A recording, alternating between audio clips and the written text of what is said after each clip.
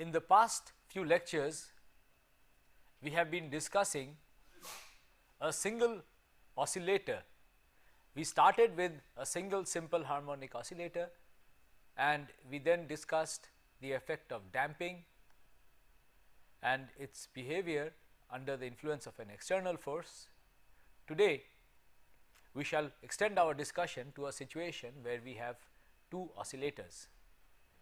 To set things in perspective, let us consider a situation where we have two oscillators of the same spring constant k, and the masses have the same value m. So, we have two such oscillators which are free to oscillate independently. So, as we have already studied, each of them will execute simple harmonic oscillations at the angular frequency omega naught omega, which is square root of k by m, and the amplitudes of the two oscillators. So, we are going to use x 0 to denote the displacement of this oscillator over here, the 0th oscillator, and we are going to use x 1 to denote the displacement of the first oscillator over here. So, each of these oscillators will execute simple harmonic motion. The amplitude of these two oscillators A0 and A1 are both independent, they are in no way connected, and the phases phi 0 and phi 1 of these two oscillators are also independent, they are in no way connected. So, if you disturb this oscillator and leave the second oscillator undisturbed, the first oscillator is going to continue to oscillate and the second oscillator is going to remain where you had left it. Similarly, if you leave this at rest and disturb this one, it is not going to exert any influence on this, and this is going to oscillate, this is going to remain where you had left it.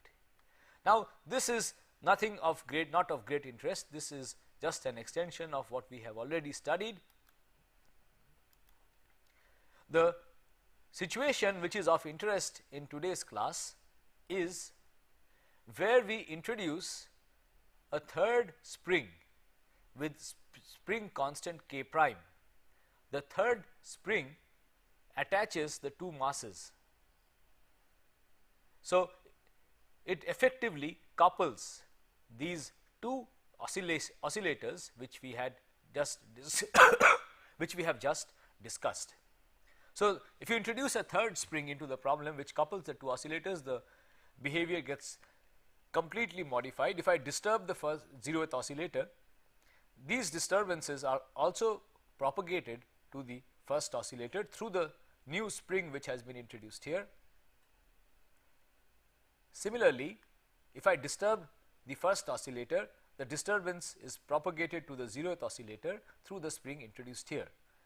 So, the new spring couples the two oscillators and they no longer can oscillate independently. So, let us analyze this system. We proceed by writing down the equations of motion of these two masses. So, let us first write down the equation of motion for the x 0 for the displacement of the 0th mass. So, the mass into the acceleration corresponding to this displacement is equal to the total forces acting on this if I displace it. So, if I displace m0 the 0th mass, the spring over here gets extended and this gives rise to a force minus kx0, a displacement of this mass the 0th mass also produces a deformation in the spring which couples the two oscillators, and if I hold the first mass fixed and displace this, there then will be a force which is proportional to the displacement of this, and it is in to the left. So, it will have a plus sign. So, I will have a force plus k prime minus k prime, the force will oppose the displacement. So, there will be a force minus k prime x 0 excuse me. Let me just go through this again. If I displace this mass slightly to the right, the spring over here is going to exert a force opposing that displacement, and that force is minus k prime x 0. It is going to oppose the displacement. So, there is going to be a force if I move this over here. Now, there is also a possibility that if I keep this mass fixed and if I were to displace this mass by an amount x 1, so this is fixed, this has moved, this again causes this intermediate spring, the coupling spring, to get extended, and this is going to exert a force in the same direction as the displacement on this mass. So, I have a force minus k prime plus k prime x 1, which I can write here. So, I have combined the forces which arise due to the motion displacement of this and this due to the spring and written them as one term, and that is minus k prime x 0 minus x 1. So, this gives me the equation of motion for the 0th particle x 0, the displacement of the 0th particle x 0. Let us also consider the equation of motion of the first particle x 1. So, going through a same analysis, the mass into the acceleration of x 1, this is equal to the total forces that act on this particle. If I displace this particle, then there will be a force which opposes this displacement from this spring over here, and this force is minus k x 1. There will also be a force which will oppose this displacement from the spring over here, and this force is minus k prime x 1. We have to also consider the situation where this particle is fixed, and if I have moved this particle, displace this particle by x 0. So, if I displace this particle by x 0, it is going to exert a force in the same direction, and that force is k prime x 0. So, it is going to exert a force k prime x 0 on this particle, which I have to also take into account. So, the total force due to this spring k prime arises due to both the displacements of x 1 and x 0, and I combine these two terms and we can put it here. So, we now have the equations of motion of the two particles x 0 and x 1. Now, the point to note is that these are two second order differential equations. They are very much like the simple harmonic oscillator equation which we had studied earlier. The only difference which arises here is that these two equations are coupled. Since the two oscillators are coupled, the two differential equations governing the oscillators are also coupled. By coupling, what we mean is that if you look at the equation for x 0, the equation for x 0 on the right hand side has a term which involves x 1, and the differential equation for x 1 has a term on the right hand side which has x 0. So, I cannot separately solve the equations for x 0 and x 1, the two variables. I have to somehow determine a method to solve them together. So, the question is, how do we solve these coupled differential equations? Now, the method you adopt to solve such coupled ordinary linear differential equations is that you have to find linear combinations of the variables.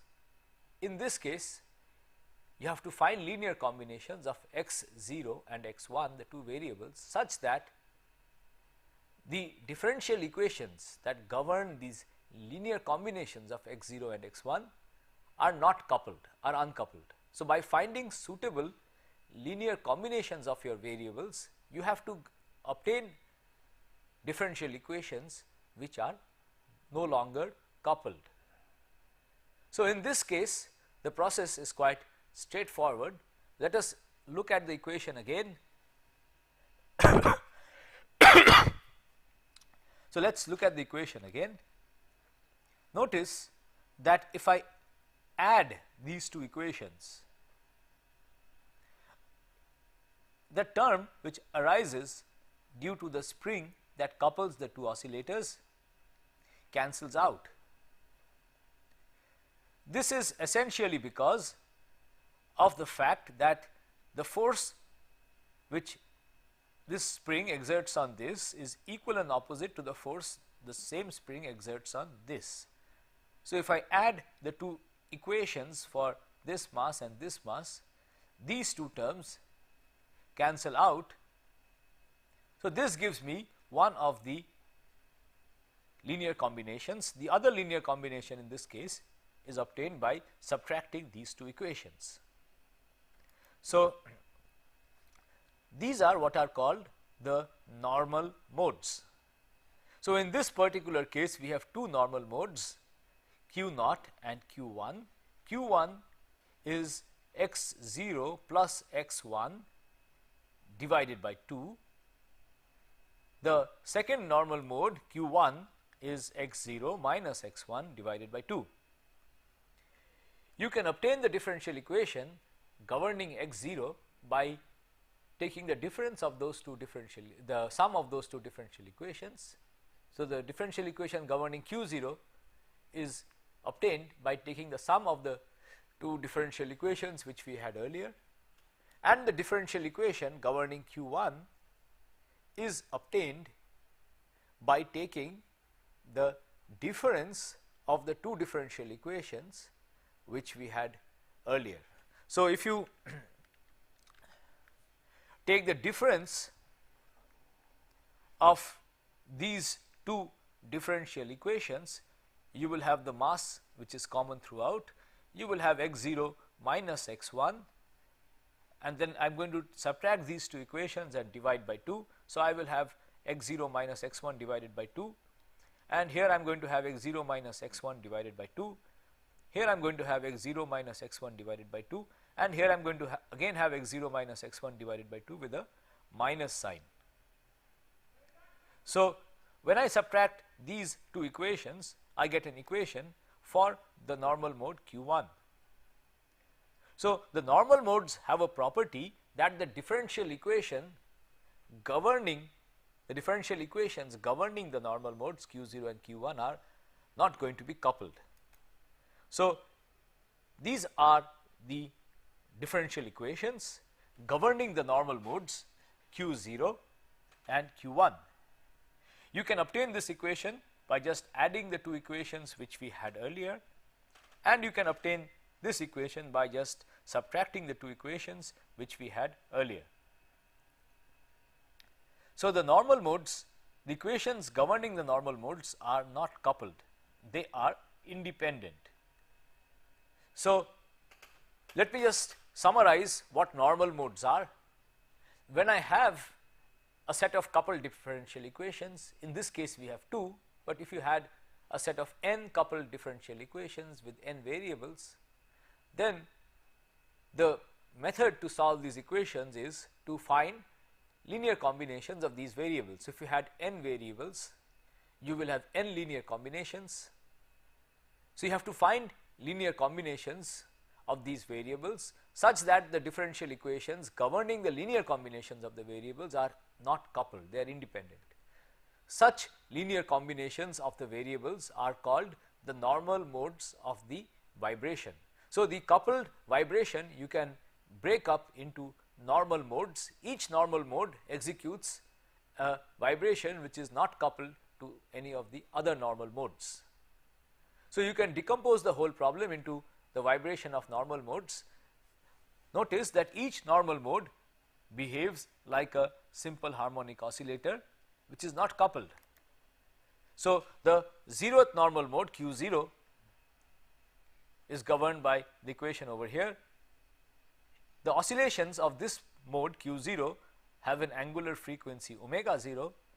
Omega 0 is the square root of k by m, which can also be written as 2k by 2m. So, notice that omega 0, the angular frequency omega 0 is the angular frequency of the oscillators if they were not coupled. So, if these two oscillators were not coupled, they would individually vibrate at the angular frequency omega naught, and one of the modes vibrates at exactly this frequency omega naught, which is the angular frequency when they are not coupled. The other mode q1 has an angular frequency omega 1, which is k plus 2k prime by m, the square root of that. So, omega 1 is the square root of k plus 2k prime by m. You should note that omega 1 is always greater than omega 0. So, you have a new angular frequency which is introduced because of the coupling of the two oscillators, and the new angular frequency omega 1 is always larger than the angular frequency omega 0, which is the angular frequency that would be there if the two oscillators were not coupled. So, we have from these coupled oscillators, from the coupled differential equations for these two oscillators, we have gone over to a linear combination of the variables called the normal modes.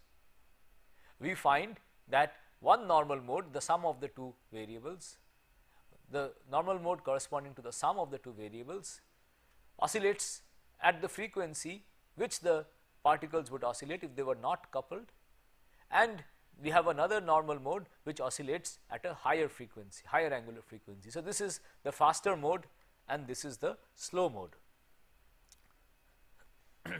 Now, let me give you an interpretation, a physical interpretation of these two normal modes. The normal mode Q0 is the sum of x1 and x2. So, it is the sum of x1 and x2 divided by 2. So, you can interpret Q0 as representing the oscillations of the center of mass of the system. So, my system has two particles which I can displace, and if I were to represent these two particles by one particle, so that is the role of the center of mass. Let me just digress a little and discuss the role of the center of mass. If I were to ask you the question, where are you? You would then give me some answer as to your position. I am located at such and such a place. Now, if you look at your position carefully, your nose is in a different position from the toes in your feet, and your fingers are in a different position from both of these. Now, when I ask you the question, where are you? I am not interested in the individual positions of the different parts of your body.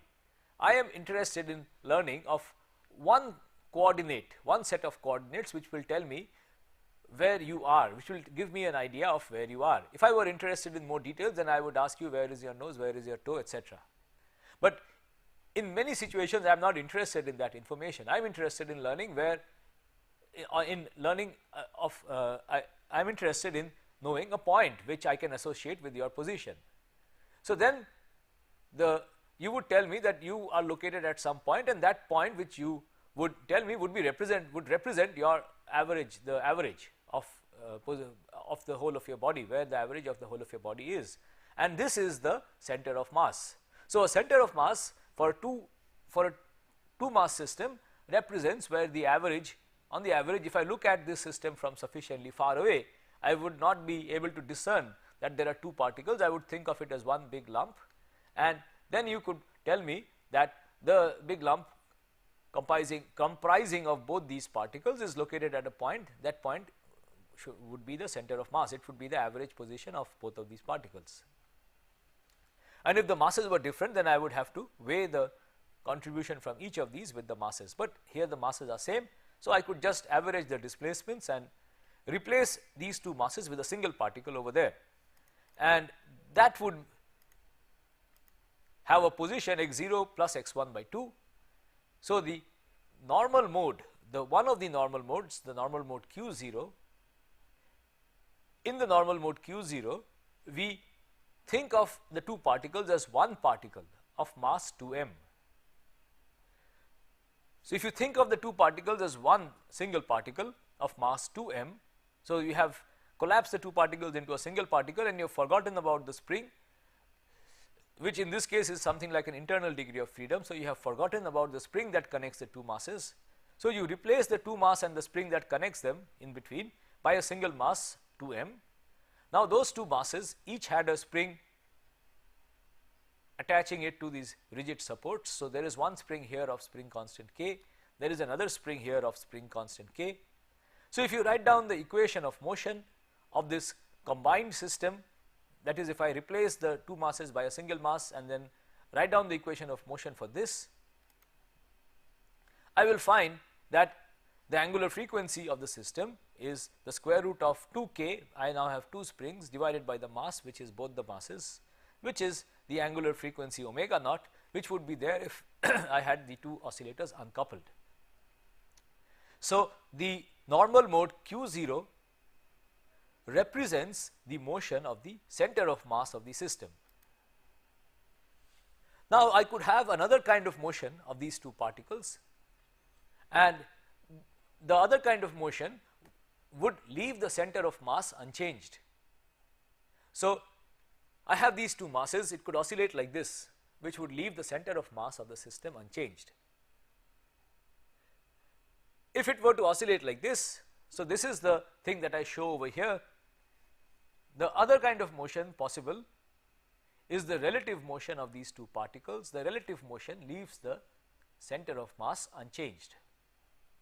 In the relative motion, the center of mass is fixed and this particle is displaced by exactly the same amount as this particle is displaced in this direction. So, they are, if this particle is displaced this way, this particle will be displaced by exactly the same amount, and when this moves away, this also moves away by exactly the same amount, so that the center of mass remains fixed. The relative motion is what q1, which is the difference x0 minus x1 tells you. So, q1 refers to the relative motion of these two masses, the motion that leaves the center of mass unchanged, and q1 is x0 minus x1 by 2. And if you write down the equation of motion for the relative motion, you will find that you can think of it as these two masses being attached by a spring constant of effective by a spring of effective spring constant k tilde, which has a value k plus 2 k prime by 2, and the angular frequency of this system is the square root of k plus 2 k prime by m, because the mass is also twice. So,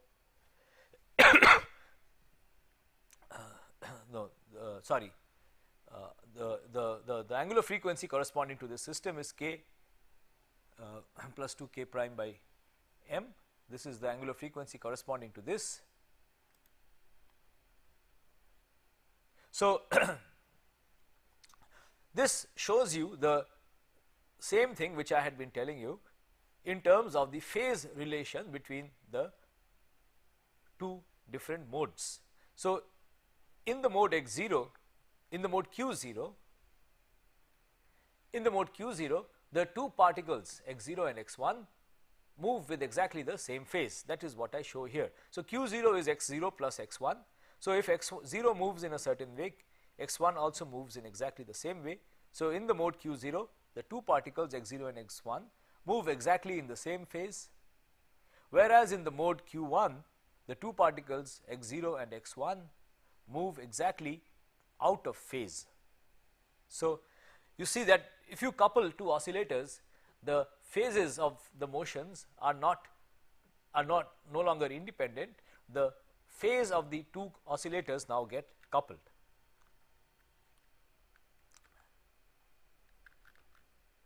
So, we can now, having given you a physical interpretation of these two different normal modes, we can now write down the solutions to the differential equations governing the normal modes. The normal mode q0 has an angular frequency omega naught. The normal mode q1 has the angular frequency omega 1. So, we have the solutions. The solutions are q0 is equal to a0 e to the power I omega 0 t, and q1 is a1 e to the power I omega 1 t. Remember that we are using the complex notation. That is what the tilde tells us. So, this q0 and q1 are both complex variables. A0 and A1 are the complex amplitudes. The complex amplitudes have both the phase and the amplitude of this motion. So, these are the solutions to the two differential equations governing the two modes. We can now combine these two solutions and obtain the solutions for x0 and x1. So, you have to invert the relation between x's and q's between the variables which we are the physical variables and the normal modes. If you invert these relations, you will get x0 is q0 plus q1, which gives us x0 to be a0 e to the power I omega 0 t plus a1 e to the power I omega 1 t, and x1 is the difference of the two variables q0 and q1, which is what we have here. So, these are the expressions for x0 and x1, again in the complex notation. The question is, what are the values of these different constants a0 and a1 that appear over here? How do we determine the values of these constants? The values of these constants are determined by the initial conditions. So, you will know the values for a0 and a1 only when you put in the initial conditions. So, let us take up a particular situation here, and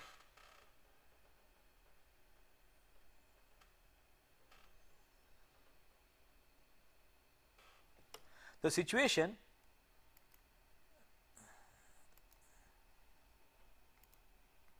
that we are going to take up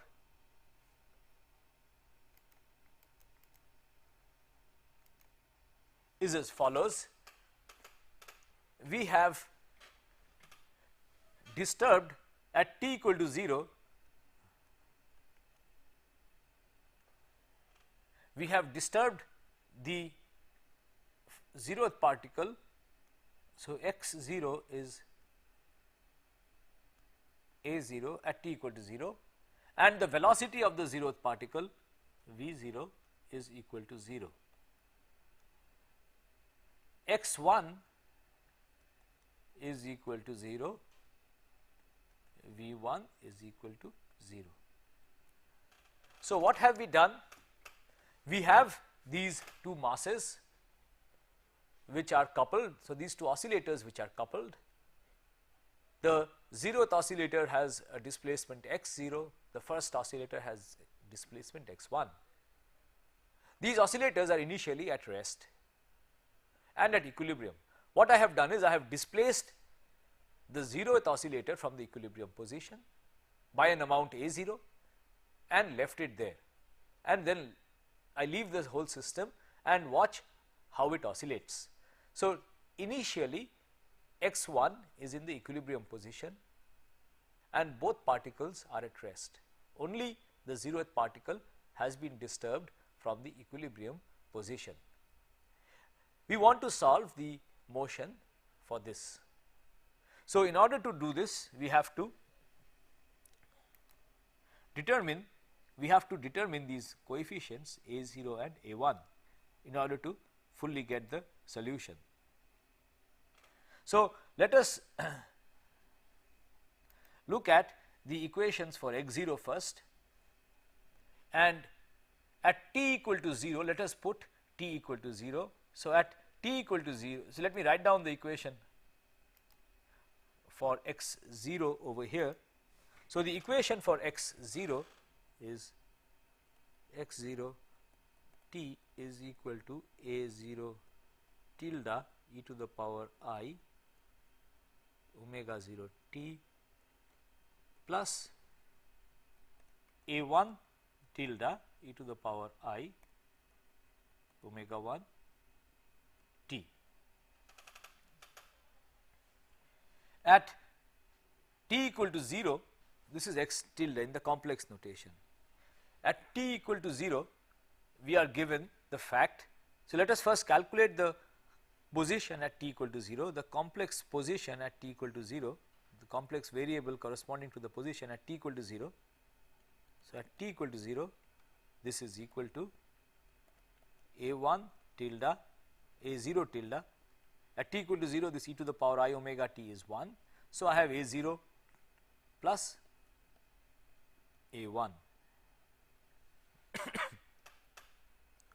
So, at t equal to 0, x0 is equal to a0 plus a1, both the left hand side and the right hand side are complex. Now, when I want to equate this to the position of the particle, the position of the particle is just the real part of this variable. So, we have to deal with only the real part of this and this. So, let me break up a0 into c0 plus I d0 and a1 to c1 plus I d1. Okay. So, I have done this decomposition.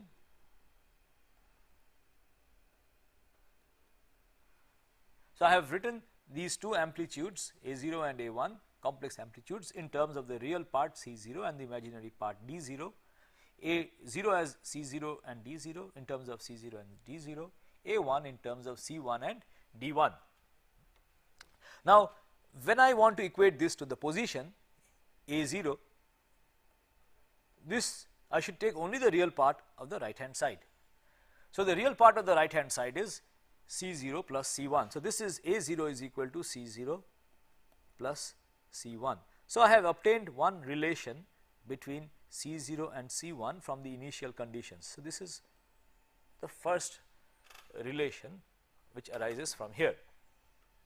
Now, this arises from the initial position of the zeroth particle, of the zeroth displacement. Let us now apply the second information given, which is the initial velocity of the zeroth displacement. So, to put that condition, we have to differentiate this expression.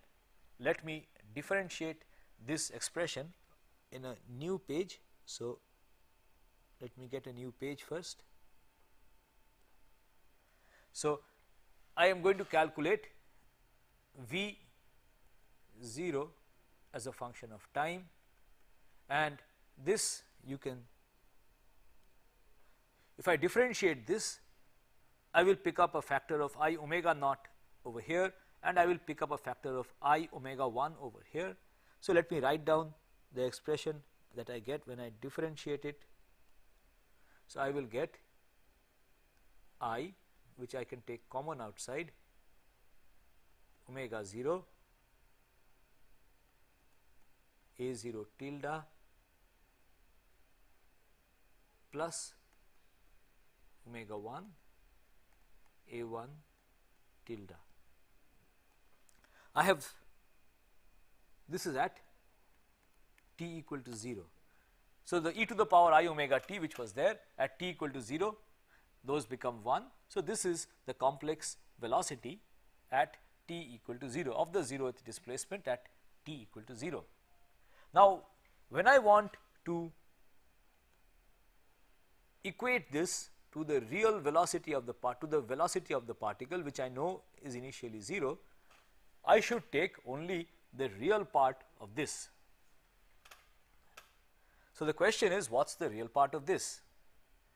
So, there is an overall factor of I, and so I have to only look at the imaginary part of a0 and a1 because of this factor of I over here. So, when this I multiplies the I which is there in the imaginary parts, I get, let us look at a0 and a1. a0 is c0 plus I d0 and a1 is c1 plus I d1. So, when I multiply these numbers with I will get a minus 1, and the imaginary parts of these now become the real part when I multiply it by I. So,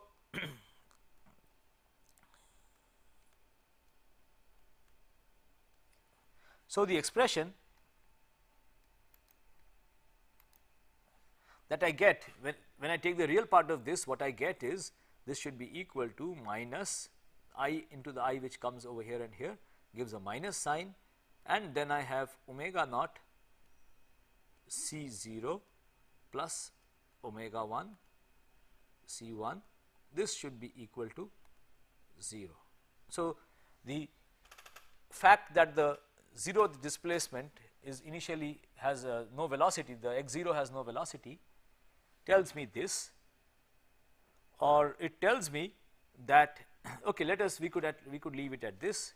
So, this is the information that we get from applying the velocity condition for the zeroth particle. Now, let us look at the first the particle, the variable x1. So, the variable x1 is equal to a0 e to the power I omega 0 t minus a1 e to the power I omega 1 t. So, let us now look at this variable.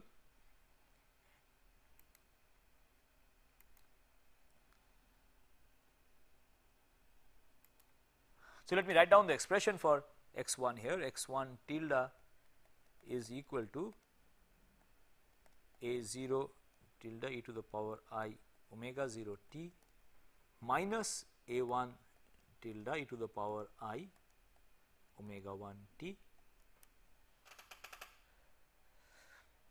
At t equal to 0, let me also calculate the velocity first, and then I can set everything to t equal to 0. So, the velocity as a function of t is going to be I omega naught a tilde 0 I omega 0 t minus I omega 1 a1 tilde e to the power I omega 1 t. So, I have found the velocity. Now, what we have to do is we have to set t equal to 0. So, let us set t equal to 0 and then apply the initial conditions. So, at t equal to 0, the position at t equal to 0, the position variable gives me x tilde 1 is equal to a0 minus a1. Now, when I apply the condition that the initial displacement is 0, I should take only the real part of this, only the real part of this is the physical displacement. So, I should take the real part of this variable.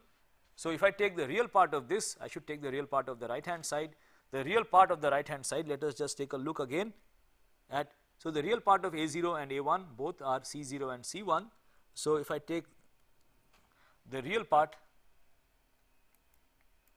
of the right hand side, I have, so the real part is 0 should be equal to c0 minus c1. The real part of this is c0, the real part of this is c1. So, the initial displacement 0 should be c0 minus c1, which straight away tells us that c0 should be equal to c1. Okay. So, if c0 has to be equal to c1, if c0 is equal to c1, then you can see that each of them must individually be a0 by 2. So, we find here that this should be equal to a0 by 2. So, we have obtained the real part of the two unknown amplitudes, and they are a0 by 2, they are both same and they are both a0 by 2.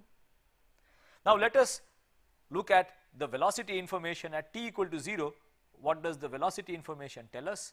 So, at t equal to 0, this tells us that we could just set t equal to 0 here and here, and what we have is at t equal to 0,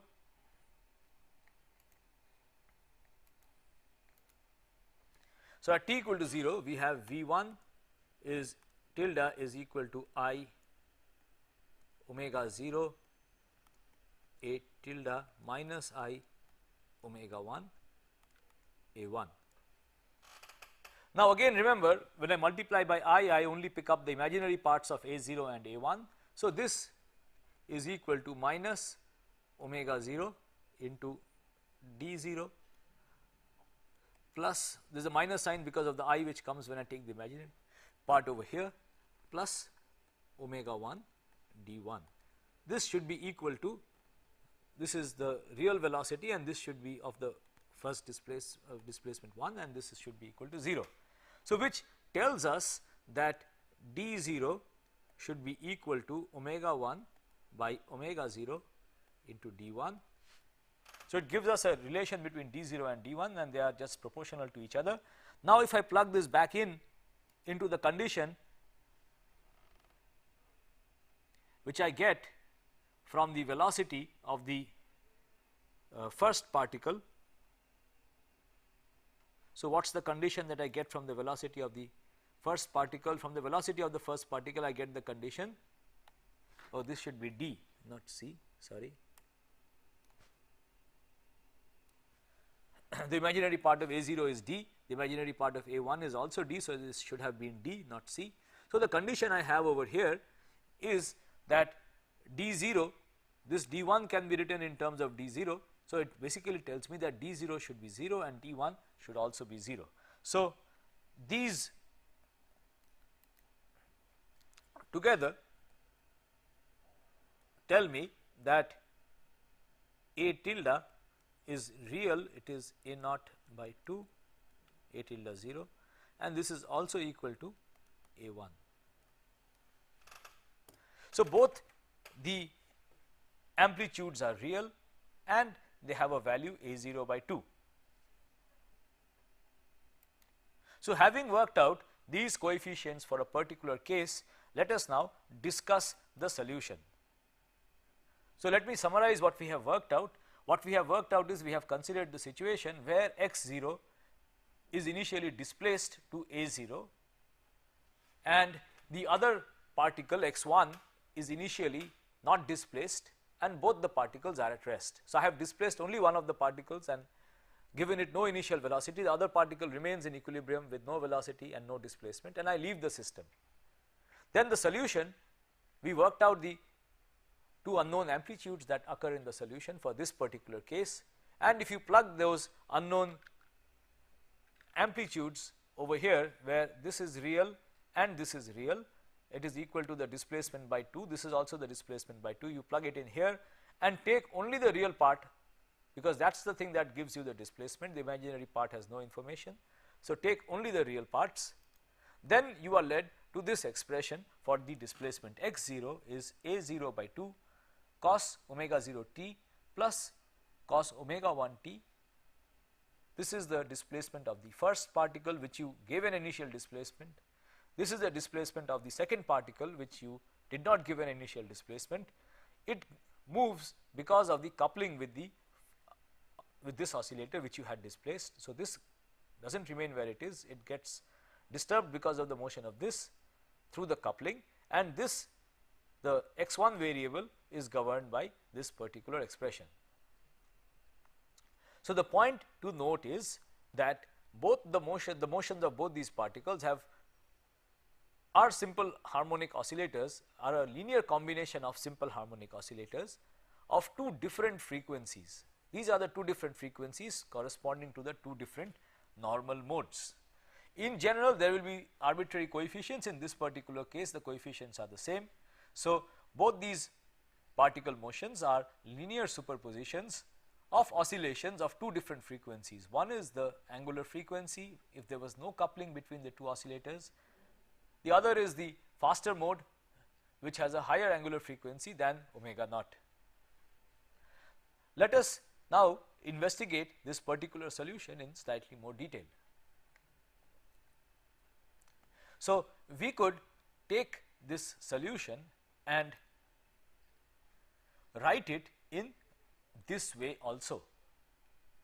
This is nothing but a trigonometric transformation. So, cos A and plus cos B can be written as cos A minus B by 2 into cos A plus B by 2. Similarly, cos A minus cos B, which is what we have here,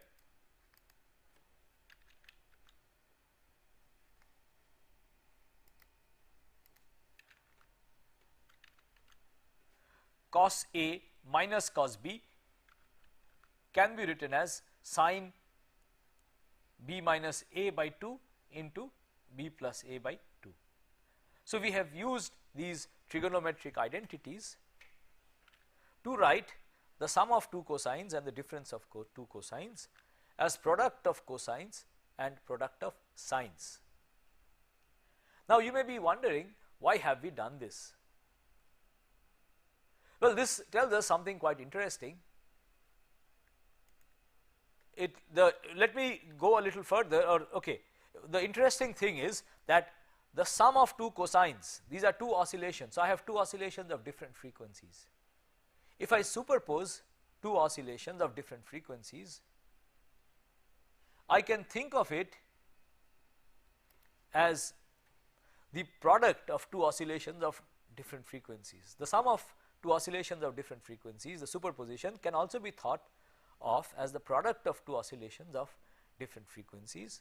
One oscillation is at the average frequency of these, at the average of these two frequencies. So, one oscillation is at the angular frequency omega 0 plus omega 1 by 2, and the other is at the difference. Now, if omega 0 and omega 1 are very close, then this term over here becomes extremely small, and we can think of the motion x 0 and x 1 as being a fast component. So, these are the fast components whose amplitude undergoes a slow modulation. So, let me go into this in a little more detail. Let us look at the situation for the spring mass system, coupled spring mass system, when the coupling is weak. What we mean by weak coupling is, if the intermediate spring that we have introduced to couple the two oscillators, if the spring constant of that spring is much smaller than the spring constants of the two oscillators that I had to start with. So, let me go back to the picture which we had to start with. Right. So, this is the situation which we are discussing, and to start with, we had these two oscillators which were free. Now, we have introduced a spring of a different spring constant k prime. So, each of these springs have a spring constant k, and we have introduced a third spring of a different spring constant k prime to couple these.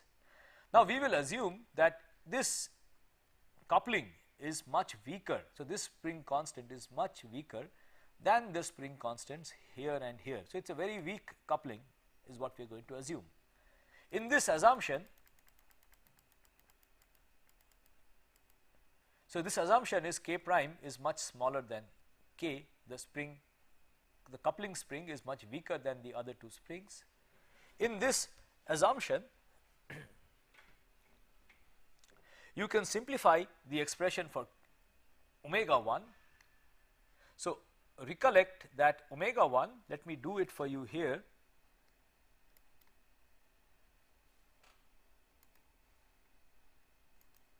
So, recollect that omega 1 is the square root of k plus 2 k prime by m, and this is the fast mode. The slow mode is omega naught is equal to root k by m. K is the spring constant, k is the spring constant if there was no coupling, and if there was no coupling, each oscillator would oscillate at omega naught, angular frequency omega naught. Because of the coupling, there is a new mode which is a little faster. It is k plus 2 k prime by m. Omega 1 is the square root of k plus 2 k prime by m. Now, if k prime is much smaller than k, then I could write omega 1 as square root of k by m. So, I have taken this common. So, what I have is 1 plus 2 k prime by k to the power half. If k prime is much smaller than k, then I can do a Taylor expansion of 1 plus 2 k prime by k to the power half, and this Taylor expansion, if I could retain only the first order term in k prime by k, because we are assuming that k prime by k is a small number, we then have this is approximately equal to omega naught into 1 plus half into 2 k prime by k. This is the Taylor's first term in the Taylor series, and this gives us 1 plus k prime by k, which is equal to omega naught, that is the original frequency of the oscillator, plus a small change which is k prime by k into omega naught. So, omega 1 and omega naught differ only by a small amount, which is k prime by k into omega naught, which is what we have over here. So, omega 1 is approximately equal to, in the weak coupling limit, it is approximately equal to the frequency of the uncoupled oscillator omega naught plus a small correction which is k prime by k into omega naught. So, if you make this assumption and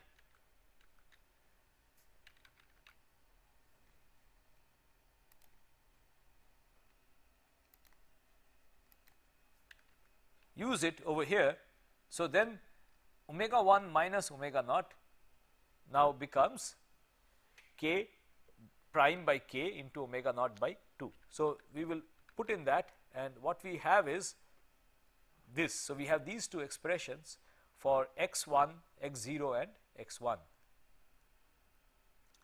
Let us look carefully at these two expressions. So, omega naught is much larger than k prime by k into omega naught. So, the oscillation of both x0 and x1 has two parts. There is the fast oscillation. So, I can think of it as a fast oscillation at an angular frequency omega naught. So, both x0 and x1 execute fast oscillations at the angular frequency omega naught, which would have been there had there been no coupling at all. So, the two masses in the weak coupling limit, the two masses continue, you can think of the two masses continuing to oscillate as if there was no coupling. So, each of them oscillates with an angular frequency omega naught. The effect of the coupling is through these two terms over here. So, the effect of the coupling is that it modulates the amplitude of the oscillations. The amplitude of the oscillations themselves do oscillation. So, the amplitude of the oscillation, so this is the oscillation and this is the amplitude. The amplitude here itself does oscillations, and at a much slower frequency compared to omega naught. The slow angular frequency is k prime by 2k into omega naught. So, it is a factor k prime by 2k slower, and both of these particles, the motion of both of these particles show a similar behavior. In this particular case, we have started the whole system with just displacing x0, x1 is at rest. So, if I start the whole system by just displacing x0, initially x0 is going to oscillate, x1 is going to be at rest, but slowly the oscillations in x1 are going to pick up and the oscillations in x0 are going to fall, because as cosine the amplitude here is going to fall and the amplitude here is going to pick up when the phase approaches pi by 2, and then again when the phase approaches pi, this is going to fall, this is going to pick up, and the amplitude of this is going to go back and forth. So, the motion of x0 and x1 is shown in the curves plotted over here. So, there are these fast oscillations at the frequency omega naught, and the amplitude of the fast oscillation gets modulated at the frequency k prime by 2k into omega naught.